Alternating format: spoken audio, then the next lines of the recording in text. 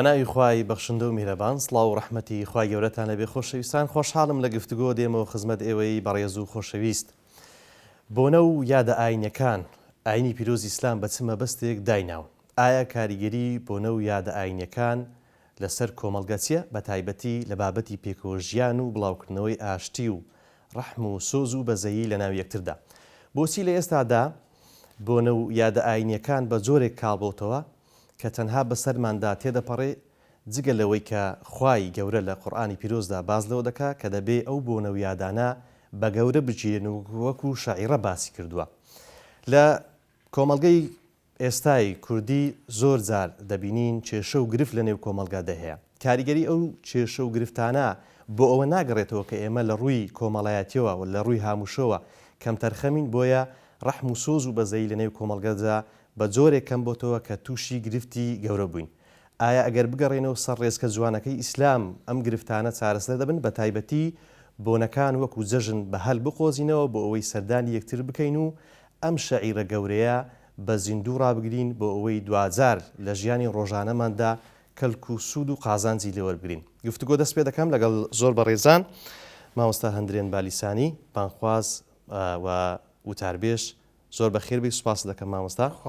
زۆر بەڕێز مامۆستا ئیسماعیل کفرەدۆڵی، بانخواز و وتاربێش، سوپاس دەکەم کە لەگەڵ من. مامۆستا هەندرێن، بە لەوە دەست پێ بکەم، ئەو بۆن و یادانە بە تایبەتی جەژن بۆچی لە ئیسلامدا دانراوە و لەبەرچی بەو گرنگیە باس کراوە؟ بسم الله الرحمن الرحیم. سڵات و سلام لەسەر گیانی پاک حەزەتی ڕەسوڵڵاهی نازدار. خوای گەورە پاداشتین گوبداتەوە. خۆشحاڵم کە ئەوڕۆ لەو شاشە جوانەی لە خزمەت مسلمانان بین.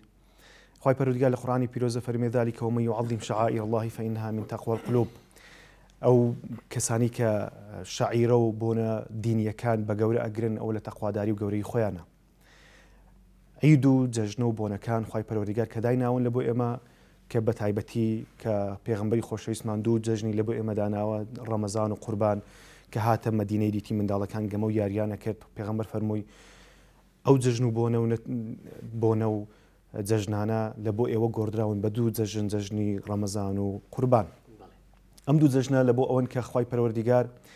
لە دوای دوو واجبدانی و ئەنجامدانی دوو واجبی زۆر گەورە، هەم حەجە هەمیش ڕۆژووی مانجی ڕەمەزانە، کە ئەمە ئەنجامیانە دەین لە دوای ئەوە بۆ دەربڕینی خۆشیەکانە،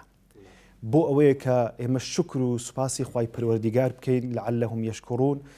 تا سوپاسی خوای پەروەردگار بکەین کە خودایە ئێمە توانیمان لەو دوو ئەرکە گەورانە بە شێوەیەکی جوان و ڕێکوپێک ئەنجامیان بدەین. ئێستا سوپاسی تۆ ئەەکەین خوایە لەسەر ئەو ئەنجامدانە. یەک دوو، لە بۆ ئەوەیە تا هەروەکو پێغەمبەری خۆشەویستمان کە ڕۆژی جەژندات ئەی فەرموو بە تا ئافرەتانی عادەی شەهریش بێنە دەرێن، منداڵەکان هەمویان بەیەکەوە بێنە دەرێت، بەیەکەوە کۆ ببنەوە بۆ دڵخۆشبوونی مسلمانان لەگەڵ یەکتردا، تا هەمویان شەوکەت و گەورەی مسلمانان دەرکەوێت لەوێدا. چونکە لە ڕۆژی جەژن سونەت وایە خەڵک لە مزگەوت تێدا نوێژێ نەکا، ئەی بسێ لەکوێ نوێژ بکە، هەمویان بستنە دەشتایی، لە سەحرایەک و لە دەشتایەکدا نوێژ بکەن، تا هەمویان لەوێ هەم دڵخۆش بن بەیەکەوە، هەمیش هێز و قووەت و توانایەکی مسلمانان بەیەکەوە دەرەکەوێ. ئەمە ئەم خاڵانن کە مسلمانان لە جەژندا لەوێدا بەیەکتر ئەگەن، کە بەیەکتر شادە بن، دڵخۆشە بن. چونکە جەژن بۆ چییە؟ بۆ دووشتە، بۆ دوو خاڵی زۆر گرنگە، هەروەکو زانایان باسەکەن، بۆ ئەوەیە کە خۆشی و دڵخۆشی بێتە سەر مسلمانان، و لە بۆ ئەوەشە کە لەوە ڕاهاتیە کە خوای پەروەردگار ساڵانە نیعمەت و ناز و نیعمەت و خۆشیەکانی خۆی، دڵخۆشیەکانی خۆی بەسەر مسلمانان دا ئەبارێنێ لە جەژناندا زیاتر. چونکە هەر ئەوەشە کە پێغەمبەری خوا صلی الله علیه وسلم فەرمێ لەو کاتێک کە مسلمانان لە نوێژی جەژنیان ئەگەڕێنەوە، خوای پەروەردگار لەسەر هەموو کوچە و کۆڵانەکان مەلایکەتێک دائنێ، ئەفەرمێ اذهبوا مغفورا لكم، بڕۆن بگەڕێنەوە ماڵەکانتان، خوای پەروەردگار لە هەموو گوناهەکانتان. ئەو پاداشتەمان ئێستا لێون نەبووە؟ وەڵاهی بەداخەوە 2 ساڵە کە بەناوی نەخۆشی ئەو نەخۆشیە هەیە، خەڵک کەمتر دەرچوون و نوێژە جەژنە و ئەوانە هەیە. ئینشاڵڵا خوای پەروەردگار ئەو بەڵایەمان لەسەر دەفعەکە، مسلمانان زیاتر ئەگەڕێنەوە ناوی یەکتر، شان بەشانی یەکتر، بۆ ئەوی بتوانین هەموو وەکو ساڵەکانی ڕابردوو کە الحەمدولله ئەماندی مسلمانان بەیەکەوە، بە یەک دەنگ، بە یەک ڕنگ، بەیەکەوە تەکبیریان لێ ئەدا، وەلیتوکەبیروا الله علی ما هەداکم، تا هەمویان تەکبیر لێ بدەن بەیەکەوە کە هەداکومەکە بێتە جێکە خی پەروەردگار هەمومان ئێمە هیدایەت داوە کە لەسەر هیدایەتی خی پەروەردگار بەردەوامی. بەڵێ مامۆستاجیان دووبارە بەخێربی کەواتە وەک مامۆستای بەڕێز ئاماژەی پێدا مەبەستی هەرە گەورە جگەلەوەی کە عیبادەتێکە و بە گەورەکردنی ئەو شاعیرەیە مەبەستێکی دیکەی دنیای کۆکردنەوەی مسلمانانە لە دەوری یەکتر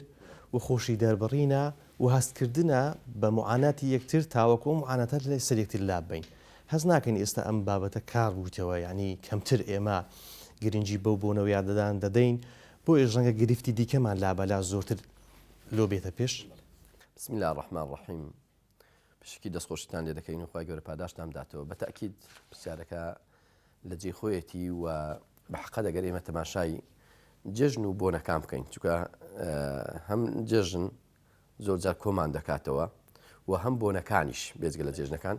بۆ زانایان دەفەرمونون بۆنەکانیش زۆرجار دەستنە قالبی جێژنەکان بەڵام جێژن لە ئیسلامدا و بۆنەکانی تری کوردەواری و هەر بۆنەیەکی تر بێت کە خەڵک تێدا کۆ دەبێتەوە و ئەو هۆکارە سەرەکیانەی کە دەبنە پەرتەوازەیی بۆ تێکدانی ئەو عیلاقاتە ئیجتیماعی کۆمەڵایەتی کە لە ناو مجتەمع و کۆمەلگادا هەبووە بەڕاستی وە کاریگەری هەبووە و تەئسیری هەبووە ئەمڕۆ ئەو عیلاقاتە نەماوە عیلاقاتی کۆمەڵایەتی کە ڕەبتی هەیە بە سیلە ڕەحمەوە کە هەمومان لەسەر یەک سفرە کۆ دەبووینەوە بە تایبەتی کە لە ساڵانی پێشوو بگەڕێنەوە بۆ پێشتر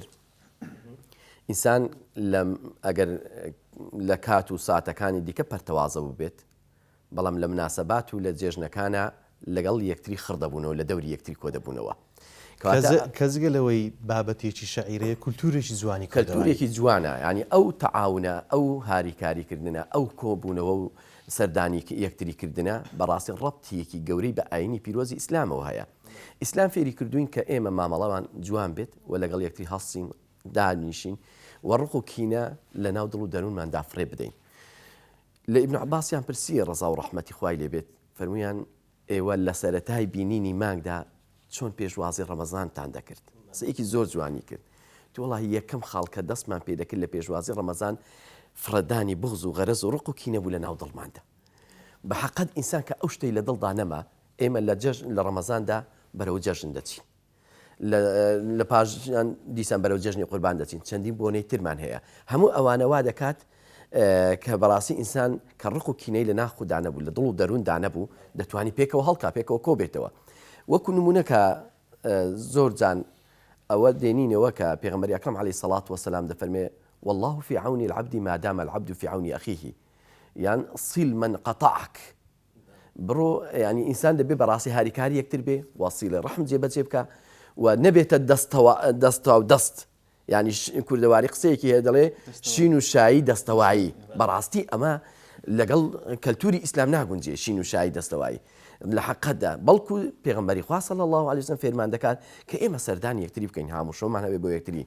بە تایبەتی خزمە نزیکەکان ئاینی پیرۆزی ئیسلام زۆر تاکید لەو بابەتە دەکات و حتا لە مەسەلەی بەخشین و سەدەقە و خێر و چاکەشەوە دەفەرمێ ئاگال لە سیلەی ڕەحم بێت چونکە مسلمان دەبێ بەڕاستی لە غەمی یەکتردا بێ پێغەمبەری خوا دەفەرمێ چی سەڵات و سەلامی خوا لەسەر بێ مثل المؤمن في توادهم وتراحمهم وتعاطفهم كمثل الجسد إذا اشتكى من عضو تداعى له سائر الجسد بالسهل والحمى يعني مسلمان دەبێ وەکو یەک جەستەوا بێ وەکو یەک ڕوحوا بێ وەکو یەک جەنوا بێ لە هاریکاریکردندا لە تەعاوندا لە سەردانیکردندا ئەگەر مسلمانێک تووشی ناڕەحەتی بوو دەبێت و لە غەمی دابی بەڵکو دەستباری بۆ بگری لەو غەم و خەفەت و ناڕەحەتیەوە دەری بێنی زۆر جار نمونەیەک دێنمەوە لە قەدیم کە کاتی خۆی لەوانێ ئێمە بە بیرمان دێ لە بەتایبەتی لە گوندەکان ئەوە بە بەرچاوی هەمومانەوە بوو ڕوحیەتی هاریکاری دەستبار بۆ یەکتری گرتن دانیشتن پێکەوە کەلتورێکی زۆر جوانی کوردەواری بوو کە ڕەبتی هەبوو بە ئاینی پیرۆزی ئیسلامەوە زۆرێک لە عادەت و تەقالیدی کوردی بەڕاستی ڕەبتی هەیە بە ئاینی پیرۆزی ئیسلامەوە تەماشا دەکەی ئەگە کابرایەک هەرەوەزێکی هەبا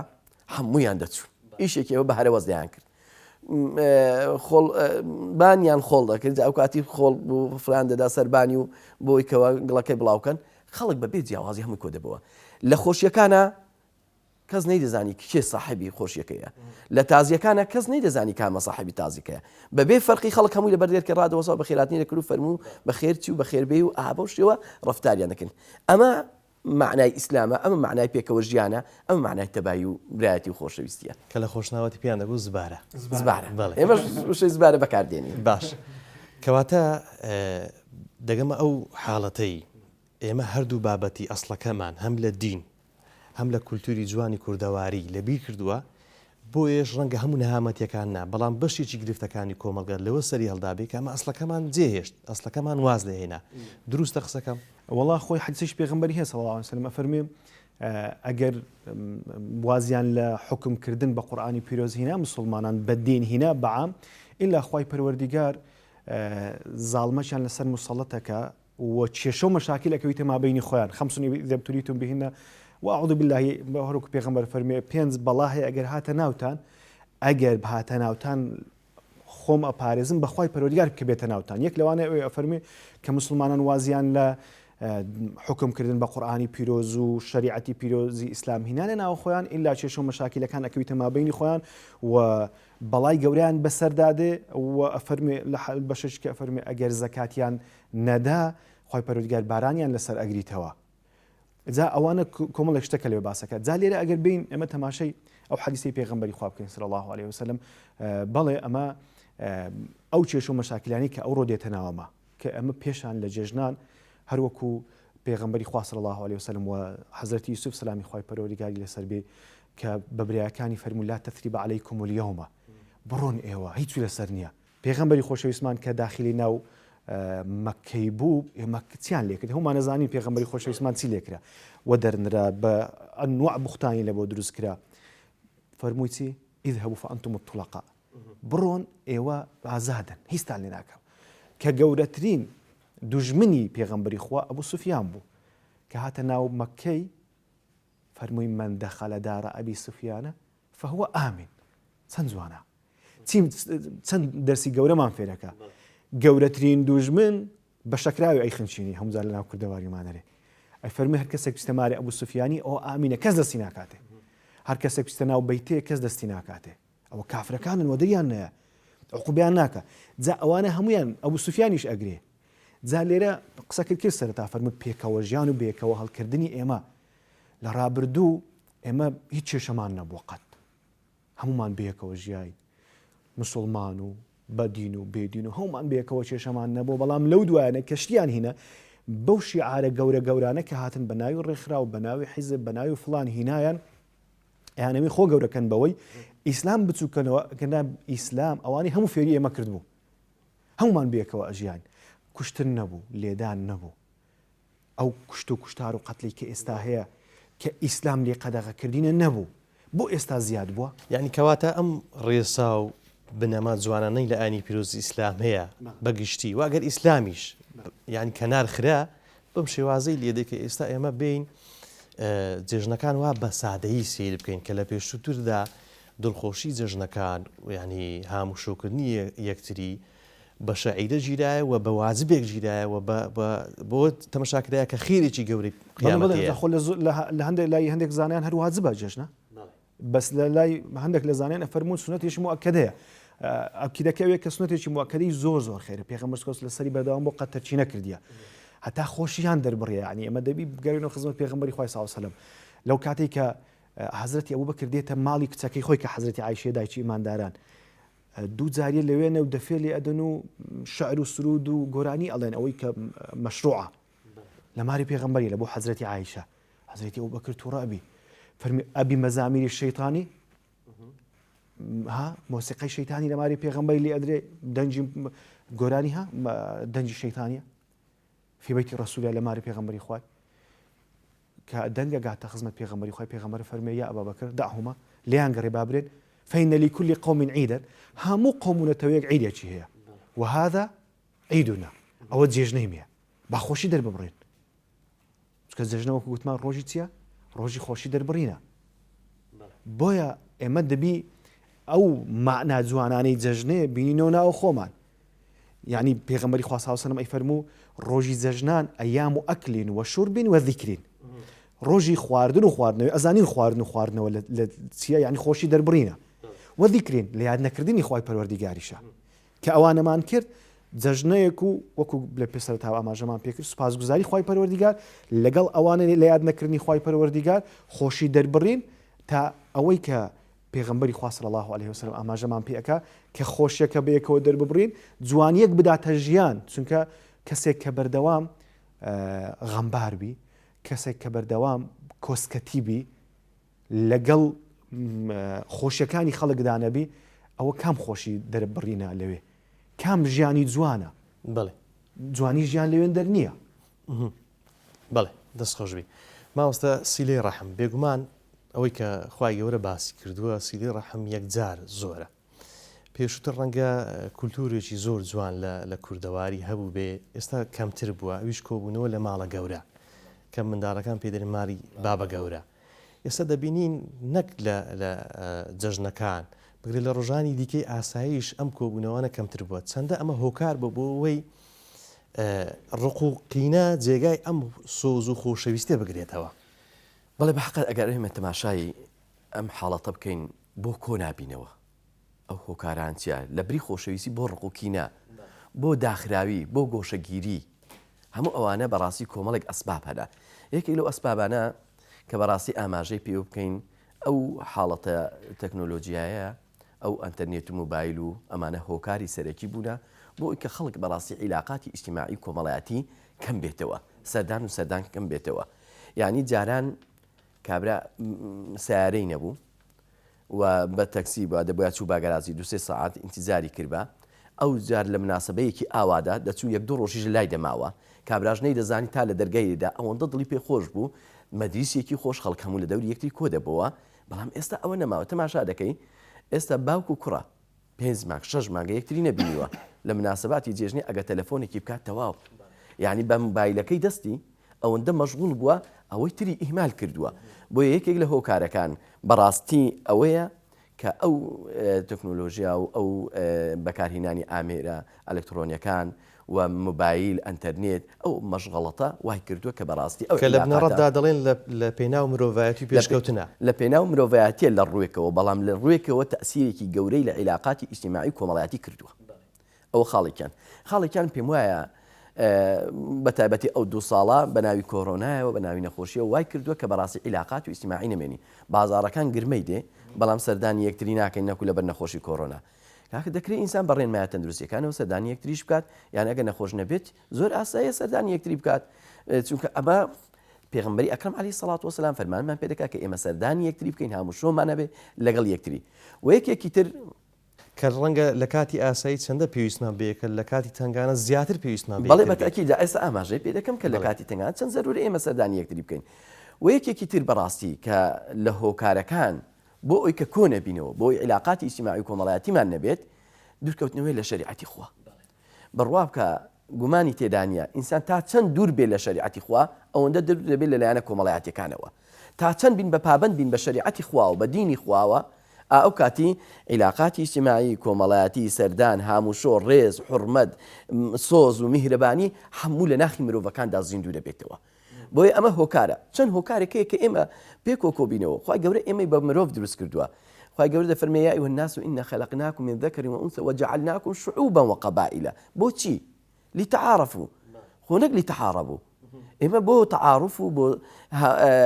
ینی تعارفمان دەبێ هەبێ لەگەڵ یەکتری ئەو تعارفەت چۆن سەردەگرێ یان ئەوەتە لە ڕێگەی نەسەبەوە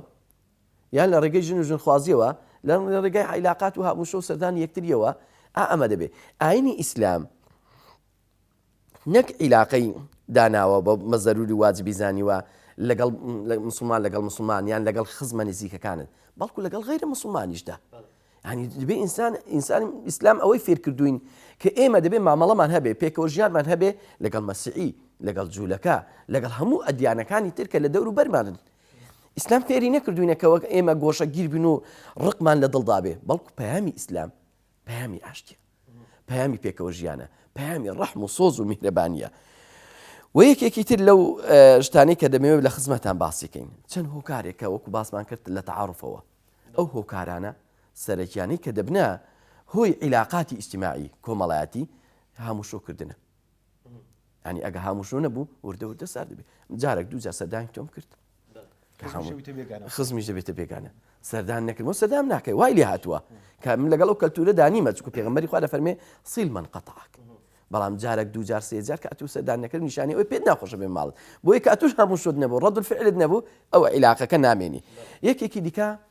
لەو خاڵانە کە بەڕاستی فێری ئەوە بین تەواضوعمان هەبێت یعنی هەر چاومان نەبێ خەڵک بێ سەردانمان بکات بۆ خۆشمان لە دەرگای خەڵک بدەین ئەگەر ئەو سیفەتی تەواضوعمان هەبێت بەڕاستی عیلاقات و کۆمەڵایەتیەکەمان بەقوت دەبێت پێغەمبەری خوا صلی الله عليه وسلم چووە سەردانی منداڵە ئەنی کردووە ئەو منداڵی کە مەشهورە کە چۆلەکەکەی لێ دەمرێت پێغەمبەری خوا صلی الله عليه وسلم دڵنەوایی دەچیتە ماڵی تماشا ئیسا بۆ دڵی منداڵێک دەکات پێغەمبەری خوا سەردانی منداڵێکی یەهودی دەکات کە نەخۆشە لەسەر جێگا کەوتووە پێغەمبەری خوا صلوات و سلامی خوا لەسەر بێت دایم سیلەی ڕەحمی جێبەجێ دەکرد و لەگەڵ دەور و بەری خۆی کۆ دەبەوە کەواتە ئەو گپلە و پایە و گەورەی پێغەمبەری ئەکرەم عەلەیهی سەڵات وەسەلام وای لێ نەکردکەوە بەڕاستی سەردانی کەس نەکات خوای گەورە دەفەرمێ لەو كنت فظا غلیظ القلب باش دەگەڕێمەوە مامۆستا گیان ڕەنگە پێشتر ئێمە بەگشتی کۆمەڵگەی ئێمە کۆمەڵگەی ئیسلامی گلەی زۆری لە ئەوروپا و لەو بابەتە کردبێت کە ئەوان لە ڕووی سەردانیکردن و ڕەحم و سوز بەرامبەری یەکتر کەم تەرخە من وەزار جار نمونە ئێوە داهاتەوە کە زیرانی یەکتری ڕەنگە مردبێت چەند مانگ ئاگەنێ خەریکنی ئێمەش لە ئەسڵەکە لا دەدەین و بەو شێوازەمان لێ دێ لەبەر ئەوەشە گرفتمان زۆرە بەڵێ وەڵا بەفعلی لە هەولێرە چەند ئەمە لە هەولێرێنێتە بێ چەند جار شتی هەڕوویدا ینی ئەمە ڕۆژانیە کاتگوتی مامۆستا بابمان مرد زیرانەکە هاتبوو دەرێ پرسی بووی ئەرێەوە چی بوو وڵا بابی مرد وڵا گوت زۆر ئێستاش دەگەدای بینەمدیت ئەو حاڵەتە بەداخەوە لەگەر مامۆستاش فەرمی لەگەڵ پێیابوونی ئەو تەکنەلۆژیایی کە ئێستا بینی دنیا بێڕەحمی ڕووی تێەکە وی لێ هاتیە ئەو شتانە زۆر ببنە ئاسایی زۆر تەبیعی بن کە بەداخەوە شەرع نابی بەوەی بی هەروەکو پێغەمبەری خۆشەویستمان صلی الله عليه وسلم ئەیفەرموو ما زال جیبریل یوصینی بالجار حتى ظننت أنه سيورثه ئەوەندە وەسیەتی پێکردم بە زیرانی وام گومان برد کە ئەگەر مرد لە دوایی میرات لێکەگرن چل جیران لە دەوروبەرێت ئەو هەموو جیرانتە هەموو بە زیران حسابە ئەوەندە هەموو شو یەکدی بکەن ئەوەندە ئاگیان لە یەکدیبی ئەوەندە بارگرب بن لەگەر یەکدیدا ئەوەی کە ئێستا هەیە ئەو بێڕەحمیە بەداخەوم یعنی کە ئەوە باس بکەین چکە پێغەمبەری خوا صلی الله علیه و سلم ئەوەندە وەکو مامۆستا باسی کرد نامەیە بس بەسەر ئەو بەڵام ئەوەندە ئاماژەی بە سیلەی ڕەحمە کرد هەر موزار ئەیفەرموو ئەی خوایە ئەوەی سیلەی ڕەحمی تۆ جێبەجێکە خوایە ڕەحمی پێ بکەی ئەوەی قەتعەکە خوایە قەتعی بکەی بە خۆی ڕەحمی پێ نەکەی جا لێرە ئەگەر بینە سەر هۆکارێکی گرنگ کە ئەمە ئەوڕۆ لەناو مسلماناندا نایبینین ئەویش کە ئەلەو حەدیثی پێغەمبەری خوا صلی الله عليه وسلم فەرمێ لا تدخلوا الجنة حتى تؤمنوا ناچنە بەهەشتێ حتا ئیماندار نەبن حتا ئیماندار نەبن بە معنای گشتیەکەی کە من ئیماندار بووم المؤمن من أمنه الناس على دمائهم وأموالهم ئیماندار چییە؟ ئەو کەسەیە کە خەڵک لە ماڵی خۆی و لە خوێنی خۆی لە تو ئەمین بوو سەکە ئەمن و تۆ ئیماندارین ئەبی ئەمن لە ماڵی خۆ لە تو ئەمین بوو توش هەروە لە خوێنی خۆش لە تو ئەمین بم على دمائهم وأموالهم حتى تؤمنوا ولا تؤمنوا حتى تحابوا ونبنى ئیمانداریش حتا ئێوە یەکترتان خۆش نەوێ خۆشەویستی بەچی دروستە بی بە هەمووشۆکردن جەژنە بە لە یەکتر پرسین بە لە کاتی خۆشی و ناخۆشی ئاگا لێک بوون لەسەر قەبرانە لە خۆشیەکانە ئاگامان لێک بێ و ئەوڕۆ ئەگەر ناشکرێ نایگەیەکنێ بە پۆستەشی فەیسبوک و تۆڕە کۆمەڵاتەکان کۆتایی پێمەینە بەلایەنێکم بتوانین تەلەفۆن دەمەوێت باسی ئەو بابەتەکەم مامۆستا ینی بۆ من ئەوەی مامۆستا باسی کرد ئاماژەی پێکرد سوشیال میدیا یاخود تەکنەلۆژیا کاریگەری زۆری هەبوو لەسەر ئەوەی پەیوەندی کۆمەڵایەتەکان بەو شێوازی لێوێ یعنی چۆن باوەش بەیەکداکردنێک سەردانیکردنێک یەک دانیشتنێک ناخواردنێک جێگای پەیوەندیشی تەلەفۆنی کۆمنتێک دەگرێت نانا ئەکید بە کە ناوەڕۆکێکی بێڕوحا ئەکید بە ئەمە ئەضعف الئیمانە کە لەو وەزعی ئەرێن بەلایەنێکی تەلەفۆن ئەگەر نابی بەس تەلەفۆن کە واجبە کە بە تایبەتی کەسە لە پێشەکانە بێ سەردانی یەکدی بکەن کە کابرا دێتە خزمەت پێغەمبەری خوا فەرمێ پێغەمبەری خوا بابم بابەکە فەرمێ کوڕەکە ماڵم ناداتێ فەرمی ئەنتە ومالوکە لئەبیکە ئەتوو وە ماڵەکەشت ئیبابی تووە کە ئەتوو بەشێک بی لە بابوو لەداکێت کو ئەبی بە واستەیەک تەلەفۆنی ئیکتیفا پێ بکەی نابێ ئەوە نابێ یعنی تەماشەکەین لە جێژنان پێغمبەری خوا صلی الله علیه وسلم کە لە پێغمبەری خوا دێ کە فەرەضە رسول الله صلی الله علیه وسلم زەکات الفیتری کە زەکاتی فیتری واجب کردیان لەسەر مسلمانان بۆچی بووە بۆ پاکبوونەوەی ڕۆژەوەوان وەتوعمەتەن لیلمەساکینی بۆ ئەوەی تا لە ڕۆژی جەژنێدا هیچ کەسێک نەبێ بێنان بێ خواردن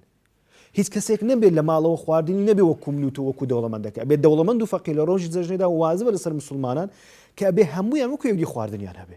یعنی ئەگەر کەسێک لە ماڵەوەدا دانیشت شەبعان بوو وەکو پێغەمبەری خوا صلی الله علیه و سلم جاره جائعون ئەوە ئیمانداری تەواو نییە کە نابێ برسی بێ بۆیە ئەگەر بێنەوە سەر حەدیسەکەی ئەوە ئەضعف الئیمانێکە ئەڵێن تەلەفۆن ئەگەر ئەبێ بە تایبەتی کەسە لە پێشەکان سەردانی یەکدی بکەن لەگەڵ یەکتر دابنیشن بە تایبەتی کوڕ و کچ و باب و داک و برا و خوشک و ئەوانە ئەبێ بەردەوام لەگەڵ یەکدی بن جا پێغەمبەری خۆشەویستمان فەرمووی ولا تؤمنوا حتى تحابوا حتا یەکترتان خۆش ناوێ أولا أدلكم على شيء إذا فعلتموه تحاببتم پێتان بڵێم شتێک ئەگەر لە نێوە خۆتاندا بڵاوی بکەنەوە زیادی بکەن ئێوە یەکترتان خۆشەوێ وتیان بڵێ پێغەمبەری خوا فەرمووی ئەفشوا السەلامە بەینەکم سەلام ئاشتی خۆشەویستی لەناو خۆتان دابراوکەنەوە تەحابەبتم ئیمان خۆشەویستی ئاشتی سەلام لە یەکدیکردن جا بچووکترین شتە ئەوەیە کە ئەم نەگەمە جەناب بڵێم سەلام عەلەیکم ئەوە بچووکترین شتە بەڵام بەمە ئەوە بەمانە تایبەتەکەی کە وەکو سەلام ئێمە سەلامی مەلایکەتەکانە لە یەکتر لە ئاسمانەکان دێتەوە لا ئێمەش سەلام لە یەکدی کردێ بەڵام ئەگەر بینەوە مانا گشتەکەی بریتیە کە لەوە ڕەمەزانە بەداخەوە ئێستا لە ناو کورد و لە ناو کوردەواری خۆماندا مع الأسف کە ومن يقتل مؤمنا ئەو ڕەمەزانی زۆرمان دیت کوشتن زیاد بوو ئەوە کارەساتێکی گەورەیە کە ئەگەر دنیا هەمووی تێکدەی بە بەیت و بە کەعبە و بە ماڵەکانی خوای پەروەردگار هەمووی باشتر لەوە یەک مرۆڤ کوشت ومن يقتل مؤمنا متعمدا فجزاؤه جهنم عقوبەکەی چیە جەهەنەمە ئەگەر یەک مسلمان بکوژی ئەو زال لعنەتی خوای لەسەر خوالەی تووڕە ئەبی ئەیباتە دۆزەخی بە ئەمینێتەوە بە ئەبەدی دووشت هەیە خوای پەروەردگار بکو لە حەدیسی ئەبوو داود داهاتی والله ئەعلەم فەرمێت دووشت هەیە خوای پەروەردگار لێ خۆش نابێت یەک کەسێک بمری بە مشریکی دوو کەسێک ئیماندار و مسلمانێک بکوژێ جال لە بۆی ئەو حەدیسەم هیناوە لێرە کە ئەمە پێویستە هەمووشۆی یەکدیمان زیاد بی برایەتی لە نێو مسلماناندا زیاد بی المسلم و ئەخو المسلم مسلمان برای مسلمانە ئاخر چۆن ئەمن دەستم ئەچیتە ئەوەی کە نەک مرۆڤی بکوژم چۆن ئەچێتە زۆڵمەی لێ بکەم کەواتە بەشێک لە هۆکارەکانی کوشتن بە تایبەتی لە ڕەمەزان کە ڕەنگە مسلمانان زیاتر پابەندی ئاینی پیرۆزی ئیسلام بن بەشێکی دەگەڕێتەوە بۆ کەمتر هاموشۆکردنی یەکتر کە سەر دەچێشێ لە بۆ کوشتار و ڕقلێبوونەوەی زیاتر یەکەم نقطە وەکو باسمان کرد لادانە لە دین لادانە لەو پەیامە جوانی کە خوا پێغەمبەر لە بۆ ئێمەیان هێناوە چونکە ئەگەر ئەوجا کە ئیسلام پێمان دەفەرمی هەم هاموشۆکردنەکە لە جێژناندا لەگەڵ یەکتر بوون و ئاگال یەکتر بوون و سیلێ ڕەحم جێبەجێکردن چونکە ئەگەر تو کەسێکت خۆشویست بەرامبەری بە تەکەببور نەبووی خۆت بە برایویدانا خۆت بە خوشک و برابوون کەسی لە پێشبوون دەگەر یەکتیدا قەت ئامادە نیە زوڵمەی لێ بکە خراپی بەرامبەر بکە مامۆستا بە زمانی سیاسی زۆر زار دەڵێن لە بابەتێک ئەوە فەراغی یاسایی هەیە قانونێک نییە بەڵام ئەوە تا ئیسلام هەموو یاسا و ڕێسا و بنچینەکانی زۆر بە جوانی لە قورئان و لە سونەتی پێغەمبەر صلی الله علیه و سلم داناوە بەڵام تەنها جێبەجێکردنی ماوە بۆ ئەوەی ژیانێکی ئاسوودە بژین کەواتە دەکرێت بڵێن هەموو شتێک لە جێی خۆیەتی ئیسلام وەک خۆی جوانەکانی ماوە بەڵام گرفتەکە لە ئێمەی مسلماناندایە کە جێبەجێی ناکەین بۆیە تووشی گرفتی وها لەو سەردەمە دەبین بەڵام بەتاکید ئەگەر ئێمە تەماشا حقەتی ئیسلام کەین ئەوەی کە جەنابە دەڵێ فعلەن وایە حقەتی ئیسلام پڕاوپڕ لە شتی جوانە ناتوانین شتێک بێنینەوە بڵین وەڵاهی لە ئیسلامدا ئەوە ناشیرنە دەکرێت بابەتی خلافی بینی زانایان بڵین وڵای قسە و زانای سەرکەوتو نەبووە نەی پێکاوە بەڵام وەکو دەق لە قورئان و لە حەدیثدا سەد هەموو شتەکانی هیچ فەراغێکی یاسایی بۆ نێو جێنێشتوین بەڵکو کەمتر خەمیەکە لە خۆمانەوەیە کە نەمانتوانیوە هەستین تەطبیقی بکەین و جێبەجێ بکەین جا بەڵام ئەگەر ئێمە لەو ڕوێەوە تەماشای فەرمودەکانی پێغەمبەری خوا بکەین صلی الله علیه وسلم بە حقیقەت هەمووی بۆ بەختەوەری مرۆڤە ئەگەر ئێمە چونکە قسەمان لەسەر عیلاقاتی ئیجتیماعی و سەردان و هاموشۆیە بە تایبەتی کە بەرەو جەژن دەچین تەنها دەڵم تەنها ئەو حەدیثەی پێغەمبەری ئەکرەم عەلەیهی سەڵات وسەلام جێبەجێ بکەین دەبێتە مایە عیلاقاتێکی زۆر بەهێز مسلمان لەگەڵ مسلماندا پێغەمبەری خوا صلی الله علیه وسلم دەفەرمێت ما في مسلمان حق المسلم على المسلم ست مسلمان 6 مافی بەسەر یەکتریەوە هەیە 6 مافمان لەو حەدیسەدا کە پێغەمبەری خوا ئاماژەی پێ دەکات کە مافیان بەسەر یەکتریەوە یەکێک لەوانە کە سەحابەکان پرسیار دەکەن کێنە ئەو مافانە چینە دەفەرمێ ئیدا لەقیتەه فەسەلم عەلەیه کە تووشی بووی سەلامی لێ بکە وەکو ئەوەی مامەستا باسی کرد فەفشوا السەلامە بەینەکم پێغەمبەری خوا دەفەرمێ کە نە دینار نە دۆلاری تێناچی هیچی زەرر ناکەی زاب لە پێغەمبەری خوا لە حەدیثێکی کە دەفەرمێ سەلام بکە لەسەر ئەو کەسی کە دەیناسی و لەسەر ئەوەی کە نایناسی ماشەڵڵا یەکێک لە نیشانەکانی قیامەت سەلام خاص دەبێت ئەم دەبێت جەنابەت بناسم ئەو جا بەکندا بێم سەلامت لێ بکەم بەڵام ئەگەر نەدناسم سەلامت لێ ناکەم ئەو سەلامکردنە یعنی دەبێتە مایەی خۆشەویستیەکی بەقووە لە بینی هەردووکمان یعنی جانابێت بۆ نمونە لەگەڵ من حادزبان نمونە بەسەر خۆمان بێنینەوە کە دەگەیت بەلای من سەلامێک دەکەیت لا ئیرادی خوای پەروەردیگار ئەو ڕقی کە لە دڵی مندایە بەرامبەر بەتون نامێنێت خاو دەبێتەوە ئەدی ئەگە سەردانێک بێت تەواو مەسعی دەکە ڕەشی دەکاتەوە بە سەلامێک ئەو ڕق و کینەیە نەمێنێ بە سەردانێک محبەت و برایەتێکی بە قووەت و بەهێز دروست دەکاتەوە بۆیە پێغەمبەری خوا لە یەکەم نوقتەوە لە چوە دەست پێ دەکا لە سەلامکردن یعنی پێویستە مسلمان ئەم عیلاقە ئیجتیماعیە دەست پێ بکات بە سەلامکردن پاشان وئیدا دعاکە فەئەجیبو کە بانگی کردی بانکێشتی کردی مناسبەیەک هەبوو بوو گواستنەوە بوو مناسبەی هەر مناسبەیەکی خێری هەبوو یان شتێک بوو بانگ کردی بە پیر جوابی وی داڕوو چونکە ئەوە ئیسلام بەرنامەیەکی بۆ داناوی بۆ تو کە ئەتو حیسابی بۆ بکەیت کاتو حیسابت بۆ کرد ئەو کابرا هەست بە خۆشەویستیەکی زۆر دەکات دەڵێ بۆ تو دەڵێ بەڕاستی حیسابی بۆ من کردووە و ڕێزت دەگری بە چاوی گەورەوە تەماشات دەکات و پێغەمبەر ئەکرەم عەلەیهی سەڵات وەسەلام دەفەرمێ وئیدا ئیستەنصەحوا فانصح له ئەگە داوای ئامۆژگاری کرد ئامۆژگاری بکە ئێمە هەمومان پێویستیمان بە ئامۆژگاری یەکتریە هەمومان پێویستیمان بەوەیە کە لە غەمی یەکتریدا بین نەسیحەتی یەکتری بکەین بە غەڵەتەکان بڵین ئەوە غەڵەتە بە ڕاستیەکان بڵین ئەوە ڕاستە لە بۆی ڕاستکەینەوە غەڵەتیەکان ئەوە بەو شێوازە وئیدا حەتەسە هەر کاتێ دەپژمی پێغەمبەر ئەکرەم عەلەیهی سەڵات وەسەلام دەفەرمێ فحەمد الله فسمته کە دەپژمید ئەو دەڵێ ئەلحەمدولله ئەتو جوابی بدەوە ینی تەماشایکە عیلاقاتی ئیجتیماعی چۆنە دەوێت پێی بڵێ یەرحەموک الله ینی بەو شێوازەی بە پلەپەندی تەنها لە پێناو خۆشترکردنی ژیان بەڵێ ئەوە ئەگە تەماشای خاڵەکان ئەو جا وەرە ئەوە هەمووی بە ساغ و سەلامەتیە تا گەیشتە پژمین ئەدی ئەو جار نەخۆش دەکەویت وئیدا مەریضە کاتێک کە لەسەر جێگا کەوت و نەخۆش کەوت فعجو بڕۆ سەردانی بکە یعنی ئیهمالی مەکە ئیسلام هاتووە فێرمان دەکا بڕۆ سەردانی نەخۆش بکەن پێغەمبەری خوا صلی الله علیه وسلم دەفەرمێ هەر ئینسانێک کە دەچێت سەردانی نەخۆش دەکات با بچێتە لای داوای دوعای بۆ بکات و دوعاشی بۆ بکات نەک لەوەی کە ئیهمالی کەین کابرا نەخۆشە کەس ناوێری سەردانیشی بکات با من یەک نمونەت بگم جیرانێکمان هەیە بڕوا بکە کە ئەو نەخۆشیە پار پەیدا بوو زراوی خەڵکیان برخۆ ئێستا ئەلحەمدولیلا خەڵکەکە سیقەی بەخۆ بووە متمانەی بەخۆ بووە کەمتر دەترسێ ئێمە لەگەڵەوەی داینە کە خۆپارێزی نەکرێت هەموو کاتێک لەگەڵ خۆپارێزی داینە کە ئەسڵی دینی خۆپارێزیە بەڵام کچەکەی تووشی نەخۆشی ببوو ئەو پەتایی نەماڵی لە ژوورێکیان کرد بوو نەماڵی خەزورانی دەچوونە لای بۆ خۆشی ماڵی باوکی بە کامیڕەی موبایلەکەی وە تەماشایان دەکرد نەدەوێرام چ یعنی دەیگو لە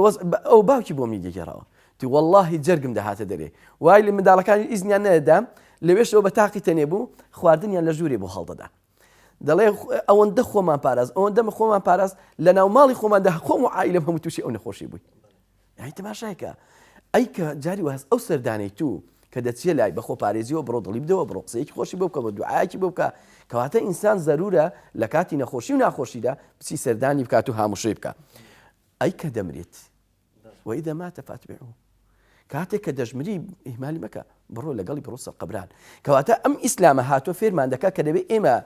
لە ڕووی عیلاقاتی ئیجتیماعی و کۆمەڵایەتیەوە لە هاموشۆکردن و سەردانی یەکتریەوە بەڕاستی دەبێت کەسێک بین تەزامونێکی بەهێز و بە قووەتمان هەبێ لەگەڵ یەکتری بەوە دەتوانی ژیانێکی پڕ لە بەختەوەری پڕ کامەرانی دروستکەین ئەی بە پەرتەوازایی خوای گەورە کە باسی تەعاون دەکات وتعاونوا على البر والتقوى يعني پێغەمبەری خوا دەفەرمێ والله في عون العبد ما دام العبد في عون أخيه کوا ئەو تەعاونە لەکوێوە دەبێت کە کەس عیلاقی لەگەڵ کەس نەبێت دەبێت وەکو جەنابەت لەگەڵ مامۆستا کە باسی نمونەیەکی ئەوروپات کرد خەریکە کەلتوری ئێمە ئەو عادەتە جوانە ئەو نظامە جوانەی کە لەناو ئێمەدا هەبووە خەریکە وەکو ڕۆژ ئاوای لێبێت لە کۆمەڵێک لەو مەسائل لە ڕووی عیلاقاتی کۆمەڵایەتیەوە دەڵێم یعنی وای لێبێت کە تا پیر دەبێت تا ساغە باشە ئەو کاتیش بەتەنیا لە شوقەیەکی دەباسەرێ دواییش لەگەڵ پشیلەیەکیان لەگەڵ ئاشا لە ڕیزە نافتانە لە ڕێگە سەگێکا ژیانی بەسەر بردووە دوای شارەوانی بشاریتەوە کەواتە ئەو کەی مرۆڤایەتیە مرۆڤایەتی لەسەر ئەساسی ئینسانیەت و پێکەوە ژیان نەبێت چۆن دەتوانی کە بەڕاستی ئاشتی بەرقرارکەین لە ناو کۆمەڵگادا ئەو کاتم مایە کەمە دەمەوێت بابەتی بەڕاستی ڕێگە چارەسەرێک دابنێن ڕەنگە مامۆستا کەسێک ئێستا گوێی لە بەرنامەکە بیان ببینێ باز دەو کە ئێخۆ ئێستا ئەوە ڕێگری هەیە لە بەردەم سەردانیکردن بە تایبەتی لە جژنەکان نزیک دەبینەوە باز لەو دەکە کە قەدەغی هاتوچوێە ڕێگەی دیکە هەیە کە ئێمە بگەڕێنەوە سەر ڕێزکە جوانەکە خۆشەرنی هەر ئێمە باسی جەژن بکەین جەژن بە نمونە وەردەگرین ئەی دواتر چی بکەین وڵی خۆی ئەو ئاەتی خۆی پەرۆدگار ویستم باس بکەم کە پێش ئەوەی کە بچینە سەر ئەو باسە بە سەریعی ئەوە کە زۆر پێویستە ئەوڕۆ بێتەوە ناومان چەند ساڵە کە سیلێ ڕەحم کەم بووە کە کوشتن زیاد بووە کە کێشە و مەشاکیلەکان لە ناو کۆمەلگادا لەسەر تۆپە بفرێک زەلامە کوژرێ لەسەر فولایتێک زەلامە کوژرێ خۆی پەرۆدگار فەرمی وەسارعوا إلى مغفرة من ربكم وجنة عرضها السماوات والأرض أعدت للمتقين پەلە بکەن لە بۆ کاری چاکە و خێر یعنی لە کاری خراپە بگەڕێنەوە و بە هەشتێکتان لە بۆ ئامادەکرایە لە پێناو ئەو کارە چاکانی کە لە دنیا ئەیکەن فراوانیەکەی وەکو ئاسمان و زەویەکان وایە ئامادەکرا لە بۆ چێ للمتقین ئەو کەسانی کە تەقوادارن دواتر ئەفەرمێ الذين ينفقون في السراء والضراء ئەوانەی کە ئەبەخشن لە خۆشی و لە ناخۆشیدا ئەوە زۆر گرنگە و ئاەتە کە پێویستە بێتەوە ناومان بەخشین هاریکاریکردنی یەکتر هەموو شۆکردنی یەکتر و یەکتر لە یاد نەکردن لە ناخۆشیەکان و زۆر گرنگە کەوا ئەکا ئێمە ببینەوە یەک دەستۆک و پێشان پێشان کابرا پێغەمبەری خوا صلی الله علیه و سلم فەرموویە ئەی ئەبازەر إذا طبخت مرقة فأكثر ماءها وتعاهد جيرانك فەرموو ئەگەر مەرەگەیەکت لێنا شۆربایەکت کرد فأكثر ماءها ئاوی زۆرکە وە جیرانەکانی خۆت لە بیر مەکە پێشان لە کوردەواری خۆمان وابوو کە ئێستاش لە هەندێک شوێنان وایە خواردنی بەبێ یەکدی ناخۆن ئەوە وا ئەکا کە ئەو جیرانە ئەو گەڕەکە هەموو ببنە برادێکێکدی چکە کابرا هەستەکە ئەو ماڵش ماڵێویە ئەچوە سەفرێ بە مانگ نەداتەوە بەڵام ماری خۆی تەسمیلی جیرانەکەی کرد ئەمین بوو ئەمانەت هەبوو الذين ينفقون في السراء والضراء والكاظمين الغيظ ئەوانەی کە تووڕەیی خۆیان ئەخۆنەوە ئێستا کە شت ڕوەدا بە زۆری وایە کە پێش ئەوەش باسمان کرد هەمووی لەسەر تووڕەیە لەسەر یەک هۆڕنەلێدانی کێشەی گەورە دروستە بیونە کارەساتی کوێتاگاتە حەدی کوشتنێ کە ئەوە نابی لە ناو مسلمانە بیستنەوە ئەچی هەبی پێشان خۆ ئەمە هەموو لە یادمانە پێشووتر ئەگەر نەفەرەك ئەکوژرا یان ئەگەر ئافرەتێک تەلاقەدرا خەڵک هەمووی ئەتاسا لۆ ئەیانە گۆ کو ئەبی زەلام خوێن بڕژێ بەڵام ئێستا شتەکە ڕۆژانە چەندەها دووبارە ئەبیتەوە یعنی ئەتور ئەتو تەلەڤیزیۆنی پێکەی ئەوەندە بوو ئەوەندە ئینجا خۆی پەروەردگار فەرمی والعافین عن الناس ئەوانەی کە لە یەکتر ئەبورن خەڵک عەفوەکەن ئەوانەی تووڕەی خۆیان ئەخۆنەوە والعافین عن الناس والله يحب المحسنين خۆی پەروەردگار کەسانەی خۆشەوێت کە چاکەکارن چاکەکار بەمانە گشتیەکەی کە بتوانی ئەتوو ژیانێکی وا دروستکەی ئەو ژیانە لە بۆ خۆت المسلم من سلم المسلمون من لسانه ويده مسلمان ئەو مسلمانەی کە پێغەمبەری خۆشەویستمانە فەرمی خەڵک لە دەست و لە زوبانی ئەمینە یعنی نە بە دەست زەر لە کەسەدەی و نە بە زوبانیش ئەبیە هۆکارێک لە بۆ تێکدانی ژیانی خەڵکی یعنی ئەمە چەندەها جار وە بووە کە بەواستەی قسەیەک ژیانی عایلەیەک تێکچووە کاکە ئەگەر قسەی باشت پێ ناکرێ کە ناتوانی ببی هۆکارێک لە بۆ توند و تۆڵی کۆمەلگا لە بۆ برایەتی ناو کۆمەلگا قسە خراپەکەی مەکە قسە خراپەکەی مەکە ئەنی ئەمە کاتی خۆی چەند ساڵێک پێش ئێستا ئەڵقەیەک هەبوو ئافرەتەکە و بژن و مێردەکە لە ماڵێ بێکەوە ژیانش زۆر خۆشیان هەبوو پیاوەکە کردبوویە ئیخبار ژنەکە گوتبی دەبی لەم کەی ئەڵقا پیاوەکە گوتبی ئاخر ئێستا زەرورە پێویستم بە ئیخباری ئێستاە ئیخبارەکەی کردبووە ژنەکە کێشەی نەبوو جیرانەکەی چوو بۆ ماڵەیان کەمە تازە باسی جیرانمان کرد و کۆمەلگامان کرد کە لەگەڵ یەکدیدا بن چەند گرنگە ئافرەتی جیرانەکەی چوو بۆ لای گوتبووی کو ئەبی مێردی تو لێ نەگەڕابێت تەماشای ئەو ئەڵقەی بکەی ئەڵقەکەی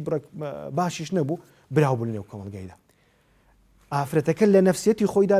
لی گەورە بوو لە ئاخیر نەفتی بە خۆدا کرد و خۆی سۆتان کە ئەوە حاڵەتی ئێستا لە ناو کۆمەلگادا زۆر بووە بوویتە دیاردە بەداخەوە خۆ کوشتن ژیان تێکدان بە عام کاڵین کوشتن ئەگەر هات با ئەو ئافرەتەی دوو قسەی خێری کرد باس قەیدێ پیاوەکەتە لە ماڵێ لێک در ببورن ئافینەعانی ناس ئێستا ئەو دروستە بوو ئەو کوشتە دروستە بوو خۆسووتانەکە دروستە بوو نەخێرنا جا بۆیە ئەمە پێویستمان بەوەیە بە گوێرەی ئەوەی پێمانەکرێ ئەوەی لە تواناماندایە لە بۆ تێکنەچوونی ئەو ڕێ و ڕەچکە جوانی کە لە پێشودا هەبووە بە گوێرەی توانامەکو زەنام فەرموو ئەگەر مەنعەت هەزەولە ناتوانین هەموو شوێیەک دی بکەین لە دوای ئەو مەنعەت هەزەولێ خۆتوانن وەکو مامۆستا فەرمووی ئەگەر بازارەکان هەن ئەگەر شتەکانی دیکە هەن بۆ ئەمن نەتوانم سەردانی کەسێکی لە پێش خۆم بکەم خۆتوانین بە ڕێکارە تەندروستیەکان کە لە سەرمان نەبێتە شتێک ئەتوانین بە ڕێکارە تەندروستیەکان هەموو شوێیەک دی بکەین ئەگەر باوەش نییە خۆ ئەتوانی وجبت محبتي للمتحابين فيه والمتزاورين فيه والمتجالسين فيه خوا أفرمي لحديث قدسي أفرمي واجب خوشويستي من لبو كسي كيقدريان خوشوي هنا خبري بداتي بري أمنتون خوشوي وسرداني بكابسي لقلي دابنيشي خو أجر معانقة كنبي دانيشنا كأتواني لقلي دابنيشي أتواني هديت شي لوبا تهاد وتحاب بله ئەرچی هەمومان زۆر بە کورتی وەڵام دەوێت کاتم زۆر کەمایە ئەرچی هەمومان بەگشتی کە ڕەنگە هیچ کامێکمان لێ بەدەر نەبین کە ئەرکمان بێ بگەینەوە سەر ڕێزکە جوانەکەی ئیسلام و ئەو پێکەوە ژیانە زیندوو بکەینەوە بە تایبەتی لە بۆنەکاندا تۆخی بکەینەوە هەم چاوەڕی پاداشتێکی قیامەتی بین هەم بۆ خۆشکردنی ژیان ئەرکی هەمومانە یەکەم خاڵ بگەڕێنەوە سەر قورئان و سونەت بگەڕێنەوە سەر بازنە پیرۆزەکەی پیرۆزی ئیسلام کە بڕیەتی لە معنای پێکەوە ژیان و ئاشتی ئەو خاڵێکی ئەساسیە کە بە کورتی چونکە کوتت کاتمان نەماوە چەند نقاتێکم هەبوو کە بە کورتی ئاماژەیەکی پێ بکەم یعنی ئەو هۆکارانەی کە پێویستە ئێمە بگەڕینەوە وەکو مامەسا زۆر تاکیدی لێ کردو کە تاکیمان لێ کردەوە بەردەوام بوون لە سەر سیلەی ڕەحم یعنی وەکو ئەوەی کە مامەساوتی کە ناتوانی باوەشی پێداکەی دەتوانی لە مەجلیسەکەی دابنیشی بە ڕێکارە تەندروستیەکانە سەردان و هاموشۆ هەبێت خاڵێکی تر چونکە پێغەمبەری ئەکرەم عەلەیهی سەڵات وەسەلام دەفەرمێت هەر کەسێک کە سیلەی ڕەحم بکات خوای گەورە بەرەکەت دەخاتە تەمەنی بەرەکەت دەخاتە ڕزقی لە لای خوای پەروەردگارەوە خۆشەویست دەبێت و وەسیلەی ڕەحم هۆکارێکە بۆ ئەوەی کە ئینسان بچێتە ناو بەهەشت کەواتە ئینسان دەتوانێت ڕازیبوونی خوا بە سەردان بەدەست بێنیت ڕازیبوونی بە هەشتێک کە خوای پەروەردگار ئامادە کردووە بە سەردان و هاموشۆ بەدەستی بێنی و هەروەها کۆمەڵێک هۆکاری کورتەنەکە بوونە هۆکار بۆ ئەوکەمە ئەو عیلاقاتە بپسڕێت کە پێویست بوو باسی لێ بکەین یەکێکیان لەوانە نەبوونی سەدەقە و بەخشین بە خزمە نزیکەکانت ئاینی ئیسلام کە دایناوە ئەگەر بەخشین بێت سەرەتا خزمێکی فەقیری خۆتەیە لەوانەوە دەست پێ الأقربون أولى بالمعروف فعلا ئەولاترە بەوەی کەواتو بیبەخشی یارمەتی بدەیت دەست یارمەتی بۆ درێژکەی شەنیە ئیلا زەکات بێ زەکات منەتی تێدا نییە بەڵام کە کاتێک ئەتوو ئەوە بێنە بەرچاوی خۆت منداڵەکەی خۆت دەوڵەمەندە بە خۆشی دەژی عیبەیەکی گەورەیە کە برازای فەقیر و هەژار و نەدار بێت یان خێزانەکەی خۆت کە زۆر بە ڕەفاهێتدا دەژی لەو پەڕیدایە زۆر عیبە داک و خوشکت برسی بن ینی پێویستە بەڕاستی ئەوە بێنینە بەرچاوی خۆت ئەو یارمەتیدان و تەعاونە و بەخشینە بەردەوام هەبێ خاڵێکی تر ئەوەیە وەکو ئەوەی کە مامەساش پێش باسی کرد جار و بار ئێمە خزمەکان کە لەسەر یەک سفرە دابنیشین پێکەوە کۆبینەوە یەکێک داوەتێک حازرکە و تەرتیباتێکی بۆ ڕێخا بۆ ئەوی کە هەمومان کۆبینەوە لەسەر یەک سفرە کۆبینەوە بۆ ئەوی ئەو محبەت و خۆشەویستیە زیاد بێت و جار و بار هەدایە بەخشینی هەدایە پێغمبەری خوا دەفەرمێت تەهاد و تەحەبوو یعنی کە تۆ دەبەخشی هەدیەی دەبەخشی بە کەسێکە دەبێتە مایەی خۆشەویستی و بەشداری یەکتری بکەین لە خۆشیەکان و لە ناخۆشیەکانیشدا ناکری ئێمە هەر لەگەڵ خۆشیەکانی یەکتری دابین بەڵکو کە دیتمان خزمێکمان لە ناڕەحەتیدا لە غەمێکی گەورەدایە بەڵکو بچین معاناتی لەگەڵ معاناتی دابین کێشەکەی بۆ چارەسەر بکەین کۆتایی بەو حەدیثەی پێغمبەری ئەکرەم دێنم عەلەیهی سەڵات وەسەلام کە بەڕاستی پێغمبەری خۆشەویستمان سەڵات و سەلامی خوای لەسەر بێت لە فەرمودەیەکە دەفەرمێت بە یەکێک لە سەحابەکانی دەفەرمێت ئەگەر سەعاتێک لە ماڵەکەی خۆت دەرچی بچی تێکەڵاوی خەڵک بی تێکەڵاوی ناو مەعاناتی خەڵبی کێشەی خەڵک چارەسەر بکەی باشتر لەوەی مانگی یان دوو مانگ لە مزگەوتی پێغەمبەری خوا خەریکی عیبادەت بی کەواتە ئەم ئیسلامە فێرمان دەکا ئاینی ئیسلام بەس بریتی نییە لە نوێژ و ڕۆژ کاریگەرە کۆمەڵایەتەکان و عیلاقاتی کۆمەڵایەتی هاموشۆی خزمەتی بەشێکی گرنگی ئاینی پیرۆزی ئیسلامە ئیسلام زۆر تاکید دەکاتەوە لەو هاموشوێ و لەو سەردانە بەڵام لەسەر ئەساس و بنچینەی شریعەت بێ بەداخەوە ئێمە لە ڕۆژانی جەژندا کە جەژندا دێ بەر لەوەی عیلاقاتمان لەگەڵ زیندوەکان هەبێ سەردانی مردوەکان دەکەین عیلاقات لەگەڵ مردوەکان بەخێز دەکەینەوە بەقوت دەکەینەوە لە کاتێکدا کەسێک مرد ئەوەی کە واجبە لەسەر ئێمە دوعای خێری بۆ بکەین و ئەوەی کە پێویستە لەسەر ئێمە لەگەڵ زیندوەکانە دەم بە خەندە بین دەم بە پێکەنین بین تەعاونی یەکتری بکەین هاریکاریان بین لە خۆشی و ناخۆشیەکانە بەشدار بین ئەوە دەبێتە مای چی هەموو ئەو نقاط و خاڵانێک کە باسمان کرد دەبێتە مای ئاشتی تەبایی کۆمەلگا ئەگەر ئاشتی کۆمەڵایەتیش بەرپا بوو ئەو کاتی خوای گەورەش واللهی خێر و بەرەکەت و ڕەحمەتی خۆی دەبارێت وابزانم بابەتەکەم زیاتری هەڵدەگرت بەڵام کاتەکە ئەوەندە بوو هیوادارم توانی بێتم کاتان بدەم کە ئامۆژگاریەکان ڕووتە نقطەی سەری هەبوو نازانم فەرموو یەکیان لە سەقسەکانی مامۆستای لەوەکو تاوکاری خاڵێکیان زۆر گرنگە کە ئەمە لە دڵەوە بکو پێغەمبەری خۆشەویستمانە فەرمی ئەلا فی الجەسەد مضغة إذا صلح صلح الجسد كله ئەو دڵەمان پاکین بەرامبەر بە یەکدی ئەو دڵەمان غەڵوقەشی تێدا نەبی کە ئەوە بوو دێتە لە مەزهەری دەرەوە پێغەمبەری خوا فەرمی لا يدخل الجنة من كان في قلبه مثقال ذرة من كبر ئەوەی تەکەبورمان نەبی بەرامبەر یەکدی خۆ بە گەورە نەگرین خۆ هەمومان خزمەتکاری یەکدی بین کە ئەوە بوو ئەوجا بێتە سەر ڕوەکانمان پێغەمبەری خوا فەرمێت تەبەسسوموکە فی وەجهی ئەخیکە سەدەقە ئەگەر بە ڕۆکی گرژومۆن تەماشا دەکەم ئەتوش لە دڵ شتێک پیابی ئەگەر پێکەنیم دەگەرێت ڕۆم خۆش بوو ئەتوش بە شێوێکی دیکابی جاکە لەوەش بینە نقطەی دیکە کە حەدیثش پێغەمبەری خوا فەرمی الکەلیمەة الطەیبەة سەدەقە یەک قسەی باش و خێر ئەوەش بە خێر لە بۆ ئەنووسێ کەوچکەمە تابیعی پێغەمبەرین و ئەمانەوێ خێر و سەدەقەمان لە بۆ بنووسێ ئەو جا تۆقەکردن و کاگەر تۆقان نییە ڕووی خۆش شتمان زۆر مایە بەڵام جەنابەت فەرموود کاتمان نەمایە زۆر سوپاسان دەکەم زۆر بەڕێز مامۆستا هەندرێن بالیسانی مامۆستا ئیسماعیل کفرەدۆڵی سوپاسان دەکەم کە لە گفتوگۆ لەگەڵم بوون خۆشحاڵی سوپاس بۆ ئێوە خۆشەویستان هیوادارم کاتی باش و تەندروست بەسەر بەرن سوپاس بۆ هاوکارانم تا بەرنامەیەکی دیکە بەخوای گەورەتان دەسپێرم وەسەلام عەلەیکوم وەڕەحمەتوڵڵاهی وەبەڕەکاتوه